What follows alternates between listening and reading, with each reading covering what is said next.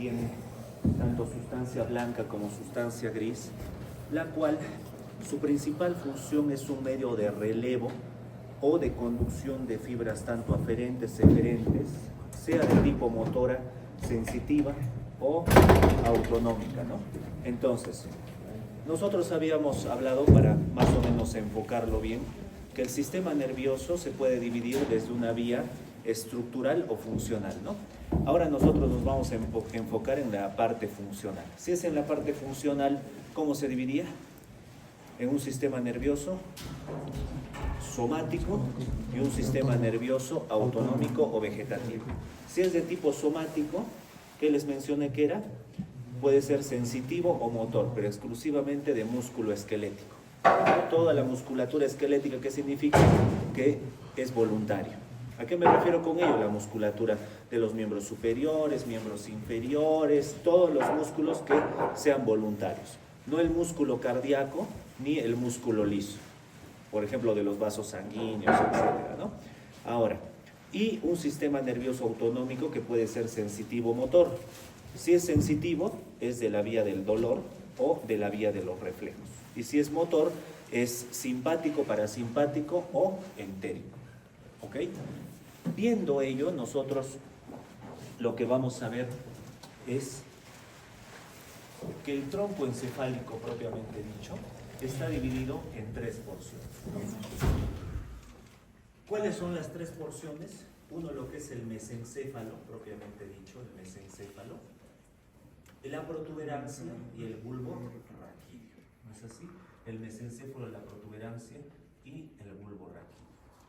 Cuando nosotros hablamos de lo que es, por ejemplo, el bulbo raquídeo, aquí está, esta imagen está bonita. Cuando nosotros hablamos de lo que es el bulbo raquídeo, o también llamado médula oblonga, médula oblonga. Cuando nosotros hablamos del bulbo raquídeo, es la continuación de la médula espinal. Es decir, tiene muchas estructuras o surcos que van a ser similares a la médula espinal. ¿Y cuál es su límite? Su límite inferior es la decusación piramidal o también la emergencia del primer cervical. ¿Ok? Eso es intracranealmente. Y extracranealmente, el agujero magno y la articulación atlanto-axoidea.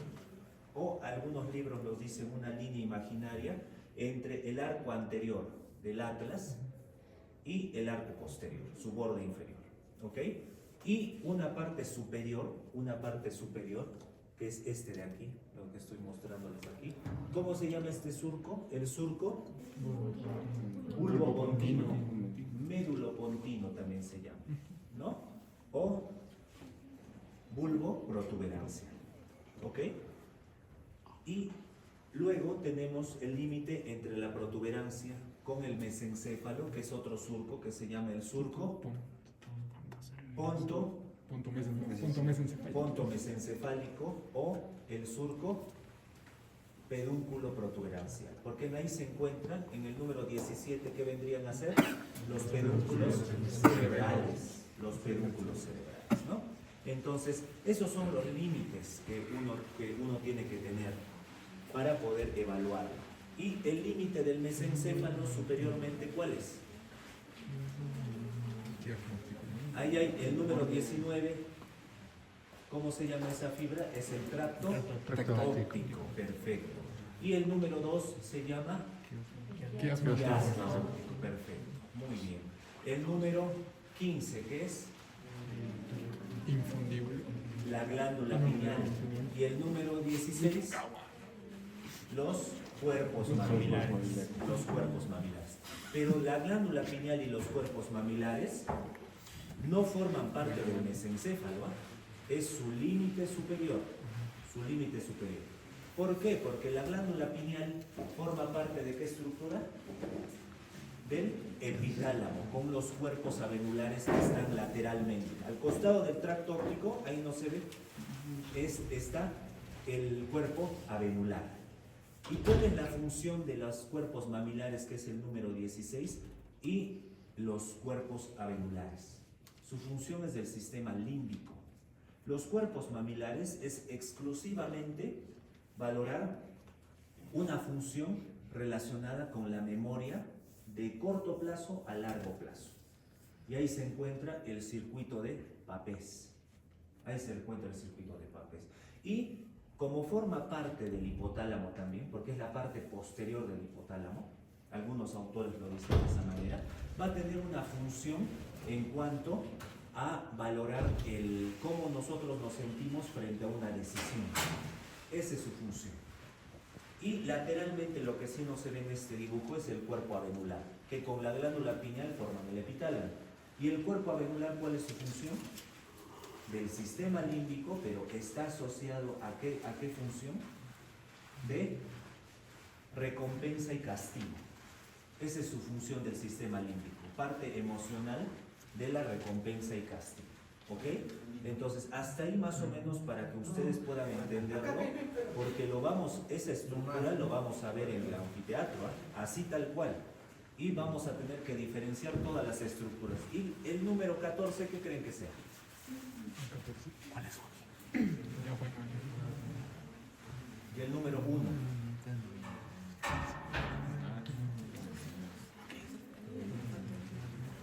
¿Alguien? En realidad es un poco más anterior, pero lo han tratado de escenificar, porque el número 19 es la fosa interpeduncular y ahí está la sustancia perforada posterior. Pero lo que está en el número 1 y 14 es el nervio olfatorio, desde una vista superior lo estamos viendo, el nervio olfatorio, y ahí están las estrías olfatorias mediales y laterales. ¿Y ahí qué vamos a encontrar? La sustancia perforada anterior. Para que más o menos ubiquen ustedes dónde está la sustancia perforada anterior y en la fosa interpeduncular la sustancia perforada posterior. Entonces, más o menos eso es lo que podemos valorar. ¿Ok? Perfecto. Entonces, y este vendría a ser la cara posterior. Y en la cara posterior del tronco encefálico, chicos, no existe un límite entre la protuberancia y el puente. Perdón, la protuberancia y el bulbo. Aunque algunos autores mencionan, en el número 20 hay un ángulo y el número 27, ¿no? ¿Cómo se llama ello? Ese es el ángulo lateral del ventrículo, del cuarto ventrículo. Y el número 27 son como estrías. ¿Cómo se llaman las estrías? Las estrías medulares acústicas, o también denominado, que son estructuras arciformes externas dorsales, que obviamente vamos a ver ahora posteriormente cuál es su función y con qué núcleos se asocian, pero ellos supuestamente es el límite entre el bulbo y la protuberancia. Si es que alguien les pregunta, ese es su límite, en su cara dorsal. Y en su cara ventral es el borde inferior del número 31, que son los colículos inferiores. Los colículos inferiores, ¿ok? Perfecto. O los tubérculos cuadrigéminos inferiores, ¿no? Que es la lámina cuadrigémina, su borde inferior, por donde emerge el cuarto ventrículo. Pero si ustedes me ponen que el cuarto ventrículo emerge del borde inferior del colículo inferior, está mal. ¿Por qué? Porque en realidad emerge de la porción inferior del velo medular superior. Y así lo dicen los libros, chicos. Si ustedes leen Rouvier, por ejemplo, ahí dice velo medular superior. Nunca te va a decir colículo inferior. Que pueda hacer una relación, sí, pero emerge de esa zona. ¿Ok? Entonces, por si acaso, para que más o menos lo sepan, porque en el examen no quiero que me pongan ello. Si me ponen ustedes, emerge su origen aparente en la parte inferior del velo medular superior, o también llamado el velo o la válvula de Busen, me quedo tranquilo. ¿Ok? Perfecto. Entonces, eso es su límite superior entre la protuberancia y el mesencéfalo, dicha válvula, o el borde inferior de la lámina cuadrigémica o de los colículos inferiores. Entonces, ahí tenemos toda la estructura general, chicos, y vamos a empezar a estudiar parte por parte. Lo que quiero que sepan es las características más importantes de cada estructura, como también del cuarto ventrículo, tanto su piso como su techo. Si saben ello, van a saber todo en general. ¿Ok? Entonces, cuando ustedes estudian de inferior a superior el bulbo raquídeo tiene tres caras. Una cara anterior que lo vemos ahí, una cara lateral, esta es la cara lateral, y una cara posterior. ¿Ok? La cara anterior, esta cara anterior, va a tener una línea media que se llama, ¿cómo se llama esta línea media, chicos? El surco anteromedial, o algunos lo dicen surco colateral medio. ¿Ok? Surco colateral medio. Perfecto. ¿Okay? Ahora, ¿qué más? Entonces, este de aquí es el surco colateral medio. ¿Qué más tenemos, chicos? En esta estructura tenemos una estructura de base superior y vértice inferior que se llama pirámide vulvar. ¿Que más o menos cuánto mide, chicos, la pirámide vulvar? Aproximadamente 3 centímetros o 30 milímetros, que es el tamaño de longitud de superior e inferior del bulbo raquídeo. ¿Ok? 3 centímetros aproximadamente. Del cual, ¿por qué motivo estudiamos la pirámide vulvar? Encontramos en una resonancia magnética y está destruido el del lado izquierdo. ¿Qué me va a decir ahí? Que está afectado la vía piramidal, es decir, una de las dos vías motoras que les he enseñado. La piramidal es voluntaria, la extrapiramidal es no voluntaria. La piramidal va a la corteza, la extrapiramidal va al cerebelo. ¿No es así? Esa es la diferencia. Entonces, si es vía piramidal, va a haber una alteración en la conexión de la corteza con la parte de las extremidades, porque es una vía eferente. ¿Y cuál es esa vía eferente? La córtico espinal anterior o lateral. Lateral. ¿Ok? Entonces, esa vía corticoespinal lateral, ¿cuál era la función? La contracción de la musculatura distal. Le dije en los núcleos, ¿no?, de la médula espinal. La contractibilidad de la musculatura distal. Y si no pasa del tronco encefálico a la médula espinal, no va a seguir el recorrido motor. Y por consiguiente, el paciente va a perder la funcionalidad de escribir. ¿Y cuál es el punto más importante? Si, digamos, se lesiona el 23, que es del lado derecho, ustedes saben que se decusa justo en el extremo inferior de ese surco anteromedial. Aquí existe una decusación, que es la decusación piramidal, que estas fibras van a pasar al lado contralateral. Por consiguiente, si se afecta el lado derecho, no vamos a poder mover el lado izquierdo. Así de sencillo. Entonces, clínicamente vamos a saber eso. ¿Ok? Perfecto. Entonces, hasta ahí estamos bien. Hasta ahí estamos bien. Y en la resonancia magnética, en la médula espinal, el núcleo, en el cordón lateral, ¿va a estar normal o no va a estar normal? Va a estar normal, pero la afectación no es en la médula espinal, es en el tronco encefálico. Eso tienen que recordar. ¿Me entienden? Por eso se hace cortes transversales. Muy bien, seguimos. Nosotros aquí, chicos, vamos a tener otro surco que se llama el surco preolivar, ¿verdad? Pero el surco preolivar solamente es a nivel de la oliva, porque todo el restante del surco se llama surco anterolateral. Solamente lo que esté en la oliva, que más o menos la oliva, ¿cuánto mide? Unos 20 a 25 milímetros. Es mucho más grande de lo que dice mi imagen, aunque viéndolo en las estructuras, cuando ustedes lo vean, van a ver que es así, va a ser casi igual que la pirámide, 20 a 25 milímetros de longitud de superior e inferior, y va a estar relacionado con el núcleo olivar, ¿ok? ¿Y cuál va a ser la función del núcleo olivar? ¿Alguien sabe? ¿Alguien? Ya. Tarea número 1. Van a decir cuál es la función del núcleo olivar. ¿Ok? Perfecto. Para la siguiente clase, que es configuración interna. Y ese surco preolivar, que está entre el 24 y el 23, ¿qué va a emerger? Doceavo par. ¿No es así? El doceavo par. Perfecto. Hasta ahí estamos bien. Muy bien. Y luego tenemos el surco retroolivar, chicos. El surco retroolivar, que no viene de otro surco, y va a tener la formación del noveno, el décimo y del onceavo su porción craneal. Perdón. El onceavo su porción craneal. Muy bien. Entonces, hasta ahí estamos bien, ¿ok? Pero existen otras estructuras que quiero que ustedes entiendan. ¿Por qué? Porque lo que está superior, ¿cómo se llama?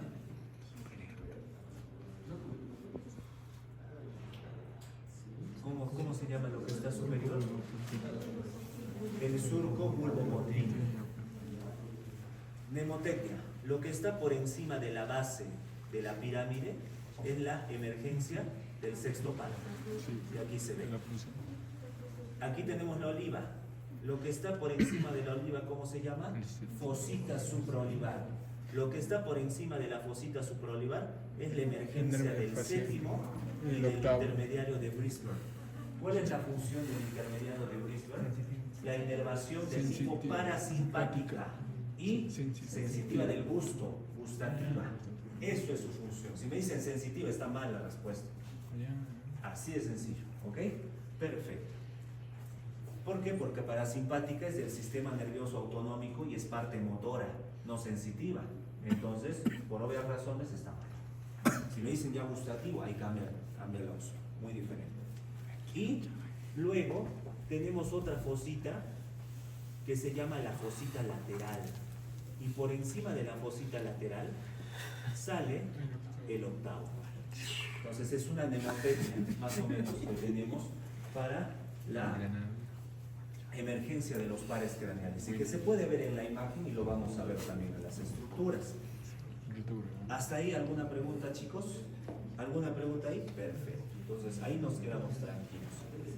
Importante que sepan esa unión, porque cuando ustedes vean una alteración, un golpe y hay un sangrado en esa zona o se afecta una de las arterias que irriga esa zona, ¿qué es lo que va a pasar? Va a afectarse la inervación tanto de tipo motora en el sexto par. ¿Qué inerva el sexto par? ¿El recto o el oblicuo superior? No. Recto. Y el séptimo de la mímica va a ser el octavo, la función sensorial, tanto del vestíbulo que es equilibrio y de la cóclea que es para la audición. Entonces tienen que valorar eso. Por eso es muy importante saber ello, porque ustedes ven al paciente y no les está escuchando o pierde el equilibrio y se ha golpeado la cabeza. Por eso se le pide una tomografía para valorar si hay sangrado o una resonancia magnética para ver las estructuras nerviosas. ¿Me entienden? Y ahí van a buscar, no. O puede ser dentro del tronco encefálico o puede ser fuera. Entonces hay que ver bien ello. ¿Me entienden? Entonces así se busca clínicamente en el paciente. Y si nosotros nos vamos ya a la parte posterior, chicos, nosotros tenemos el surco posteromedial que va a tener un punto importante. ¿Cómo se llama este punto? El óbex. El óbex. ¿Para qué sirve el óbex? ¿Cuál es su función principal del óbex, chicos? ¿Alguien?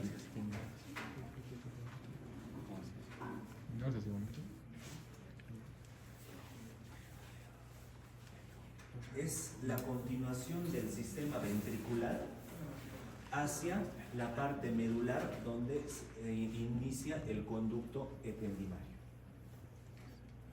Para ello sirve el óbex, chicos. ¿Ok? Perfecto. No es que no tenga una función, es una estructura donde se va a generar esa unión. ¿Ok? Perfecto. Luego, tenemos nosotros que se va a dividir en dos porciones. Una porción interna, que va a formar parte del cuarto ventrículo, y una porción externa. Cuando nosotros valoramos ello, vamos a ver que existe el surco. ¿Qué surco se llama? ¿Cómo se llama este surco? Intermedio y el surco posterolateral. Por consiguiente, ahí tenemos los fascículos de Gracil y de Comenius. Pero aquí tenemos un tubérculo que es el tubérculo de Gracil. y por encima hay una depresión. ¿Cómo se llama esta depresión? ¿Cómo se llama, chicos? ¿Cómo se llama? ¿Alguien?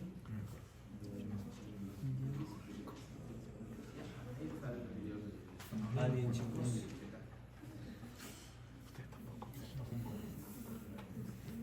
Les voy a mostrar, acá tengo otro dibujo. Aquí está. ¿Cómo se llama este espacio? Clava.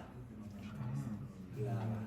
Y después tenemos la parte del cuneiforme y luego tenemos otra depresión que se llama masa. Masa. ¿Ok? Está más arriba, es masas.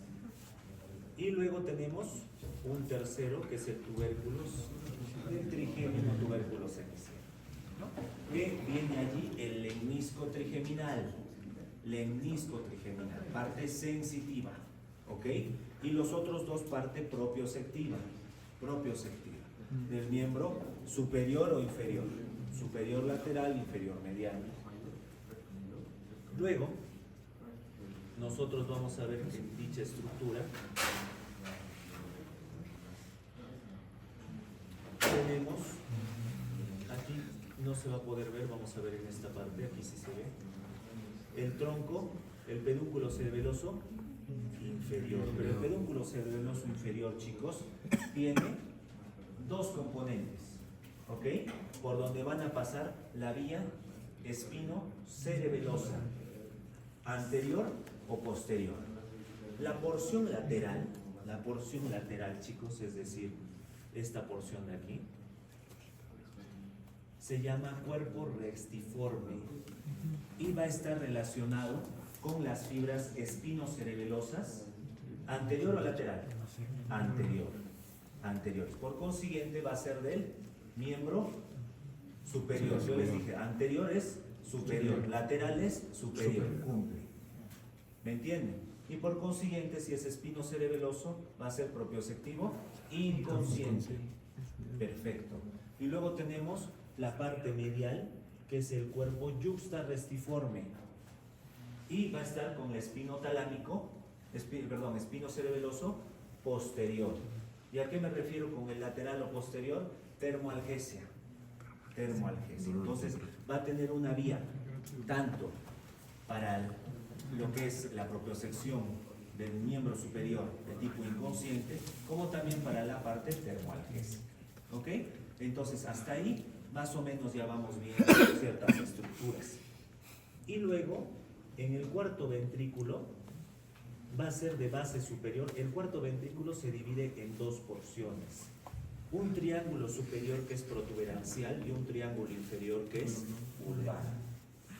Por una línea que inferiormente y superiormente se llama el surco longitudinal medio, pero que inferiormente se llama el tálamo o el tallo del cálamo.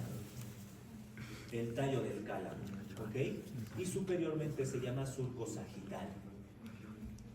De ese tallo del cálamo, inferiormente va a tener un pico, que es el pico del cálamo, o también denominado ventrículo de Arancio, en la parte inferior, ¿ok? Y vamos a aumentar más para que puedan verlo ustedes. Este es el ventrículo de Arancio, el pico del cálamo. Y luego superiormente están como si fuera un bigotito, se llama las barbas del cálamo, o lo que denominamos las estrías medulares acústicas, o las estructuras arciformes dorsales externas. ¿Y cuál es su función? Chicos? Tiene una función a nivel del núcleo pontino y núcleo arciforme. Es decir, antes, por eso decía, estrías medulares acústicas, a medio raro, no debe de ser del nervio vestíbulo coclear, falso. Actualmente, su función, por eso ahora se llama estrías arciformes, del núcleo arciforme y del núcleo pontino. Función, una de las vías córtico-espinales, es decir, función motor. Esa es su función, chicos. ¿Ok? Perfecto. Entonces, ahí lo dividimos los dos y esa es una división entre el bulbo y la protuberancia, supuestamente, ¿no? Supuestamente. Inferiormente nosotros tenemos un surco, miren chicos. ¿Cómo se llama este surco? Que divide la parte motora de la parte sensitiva. ¿Cómo se llama? ¿Qué les dije en embriología que dividía la parte dorsal y parte ventral de la médula? ¿Cómo se llama ese surco? Limitante. El surco limitante, chicos, no se olviden. Y ese surco limitante va a dividir en una porción medial y una porción lateral. La porción medial, toda esta porción, chicos, va a ser la porción basal o motora. Y esta porción va a ser la porción alar o sensitiva. Así lo van a dividir ustedes, ¿ok? En esa porción motora, aquí tenemos lo que denominamos el ala blanca interna, o también denominado trígono del hipogloso. Por consiguiente va a estar el núcleo del hipogloso. Luego tenemos otra estructura medio grisácea que es la ala gris, o también denominado, ¿cómo se llama también? La fobia inferior. Fobia inferior. Algunos libros lo llaman así. ¿Y quién va a estar ahí? El trígono del vago. El trígono del vago. ¿Ok? Y el trígono del vago también está el noveno par, que es el glosofaringio. Pero, ojo, ojito, el del vago se encuentra más superiormente su núcleo y del glosofaringio más inferiormente. ¿Por qué creen? Porque aquí hay un órgano circunventricular. ¿Cómo se llama ello? El área posterior. ¿Y para qué sirve? Para el vómito. ¿Quién lo regula? Los glosofaringio. Ahí está. ¿Ok? Y es un órgano circunventricular. ¿Qué significa órgano circunventricular? Que carece de barrera. Que carece de barrera. Perfecto. Muy bien. Y luego tenemos la otra estructura que es la ala blanca externa. Pero la ala blanca externa va a estar por encima de las estrías medulares acústicas y por debajo. ¿Cuál va a ser su función de la ala blanca externa? También se le llama el trígono vestíbulo coclear. ¿Por qué? Superiormente, o sea a nivel protuberancial, va a estar parte del núcleo vestibular y inferiormente los núcleos cocleares. Eso va a ser su función. Y por eso supuestamente tenía una función acústica, pero ahora sabemos que no es así. ¿Ok? Perfecto. ¿Qué más? Me estoy olvidando de ahí. Nada más. ¿Hasta ahí alguna pregunta, chicos? Para pasar al triángulo superior o protuberancial del cuarto ventrículo. Estamos explicando el piso o el techo, chicos. El piso. El techo es diferente. Esto es piso del cuarto ventrículo. En lo que está más pegado al tronco. Lo que está pegado al cerebelo es techo. ¿Ok? O sea, más posterior. En la parte superior, chicos, tenemos una eminencia que se llama eminencia de teres, eminencia redonda o eminencia del facial. ¿Qué significa ello? Que es la primera rodilla del facial, ¿no? Es como decir, nosotros tenemos aquí el sexto par, el núcleo del sexto par, y va a rodearlo. Y a esto, lo que está saliendo, mi codo, eso se llama eminencia teres, porque va a salir hacia afuera. Entonces, ello es la eminencia teres redondo facial. Y lo que está hacia arriba es el funiculus teres, como decir su gorrito, ¿no? Que es como fibras en la parte del nervio facial. Luego tenemos una estructura que va a estar entre la eminencia teres y uno de los ángulos, porque va a salir el Luschka o Magenta. Luschka. Entre ambos hay una estructura que se llama, si tenemos una fobia inferior, tenemos una fobia superior. ¿Y cuál es la función de la fobia superior, chicos? Núcleo, contiene el núcleo. ¿Qué núcleo? Núcleo motor. Es un núcleo Motor ¿De qué nervio? Vago. No. ¿Quién está en la protuberancia y sale su origen aparente? El trigémino, núcleo masticatorio del quinto par, es decir, del V3. Ya está. Y luego tenemos superiormente un punto grisáceo que se llama locus ceruleus. Este es el locus ceruleus. ¿Y cuál va a ser su función, chicos? Noradrenalina. Noradrenalina. ¿Y va a estar relacionado con quién? Con el sueño vigilia. Con el sueño vigilia. Perfecto. ¿Ok? Y ahí tenemos otros pedúnculos cerebelosos, que es el pedúnculo cerebeloso medio, que es el más grande que lo van a ver, y el pedúnculo cerebeloso superior. Perfecto. ¿Ok? Muy bien. Entonces, hasta ahí estamos bien. Lo que está superiormente ahí, chicos, esto de aquí, se llama el frenillo de Busen. El frenillo de Busen. Y todo esto es el velo medular superior, o también llamado válvula de Busen. Pero lo vemos el frenillo en el piso. Pero si nosotros vemos, chicos, si nosotros vemos el techo, miren ustedes cómo vamos a ver el techo, que es diferente. Este es el techo.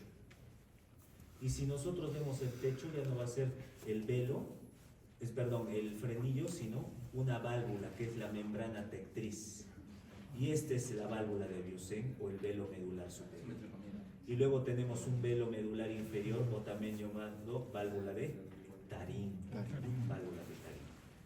Y para poder ilustrar de mejor manera, aquí está, desde una vista, he intentado dibujarlo más o menos para que lo puedan ver el piso.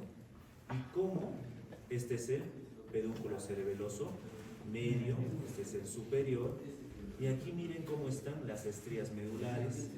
Aquí está parte del ala blanca interna, la ala gris, la área postrema, la área blanca externa. Tenemos acá los colículo facial o eminencia de Teres. Tenemos la fobia superior y tenemos, esta zona de aquí se llama eminencia media, por si acaso, ¿no? Si quieren más o menos un poquito aumentar. Y aquí está el locus ceruleus. Muy bien. ¿Qué más? Y como les dije, ¿no? Había el surco limitante, ¿no? Y aquí estaba el área vestibular, porque debajo está el área coclear. ¿En dónde? En la ala externa. En la ala externa. Muy bien. Entonces, esto es en cuanto al piso, pero vamos a ver ahora el techo, ¿no? Y en el techo, chicos, nosotros tenemos algo importante. Esto es acá parte del techo. Y miren ustedes que, cómo es de que aquí están los colículos superiores, ¿no? Inferior. Y luego tenemos aquí el velo medular superior. Pero no es como lo veíamos en la imagen, que es plano, sino va de anterior a posterior. Miren cómo va de anterior a posterior, ¿no? Y a esta superficie se le llama superficie cisternal. Superficie cisternal, porque hay una cisterna que vamos a ver que es la cisterna magna. Y luego la superficie interna se llama superficie ventricular. ¿Ok? Allí está en contacto con el cerebelo, con una estructura que se llama, aquí, ¿cómo se llama esta estructura? La língula. Y luego tenemos el lobulillo central, pero aquí está la língula, por si acaso. Y luego tenemos aquí un espacio que divide el techo en dos, en una superficie superior o protuberancial y una superficie inferior o vulvar. ¿Cómo se llama esto? El espacio cerebeloso o fastigial. ¿Por qué? Porque el núcleo fastigio que van a ver ahí es el único núcleo que se puede ver por fuera del cerebelo, en la configuración externa. Los demás núcleos, el núcleo dentado, globoso y emboliforme, solo en un corte transversal. Ojo, ojo. Perfecto. Y luego tenemos la válvula de Tarim, o el velo medular, ¿no? Inferior. Y luego esto, lo que estamos viendo aquí, chicos, vamos a agrandarlo un poquito más para que puedan verlo. Se llama plexo coroideo. Aquí está el plexo coroideo. Este es el plexo coroideo. ¿Ok? Perfecto. Y aquí tenemos en la estructura, ¿cómo se llama? El nódulo. Aquí está el nódulo, aquí está parte de la úvula y aquí tenemos la tonsila, ¿no? Y este es el surco tonsilo-coroideo o tonsilo-telar. Y aquí tenemos un surco, otros dos surcos que lo vamos a ver aquí de mejor manera. Este es o fisura entre el plexo coroideo y la úvula se llama fisura cerebelosa vulvar.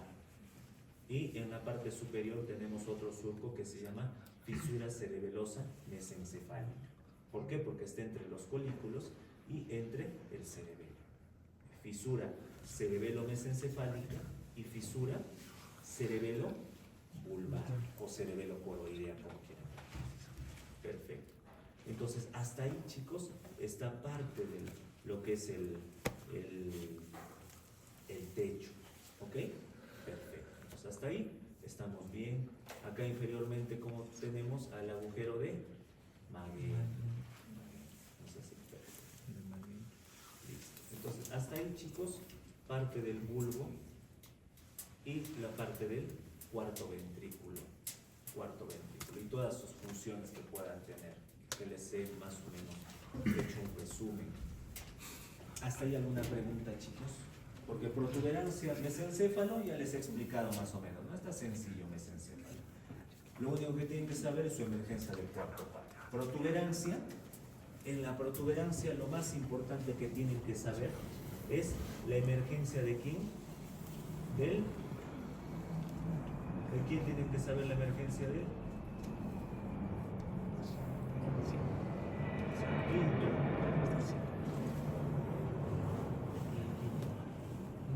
Ok, el quinto.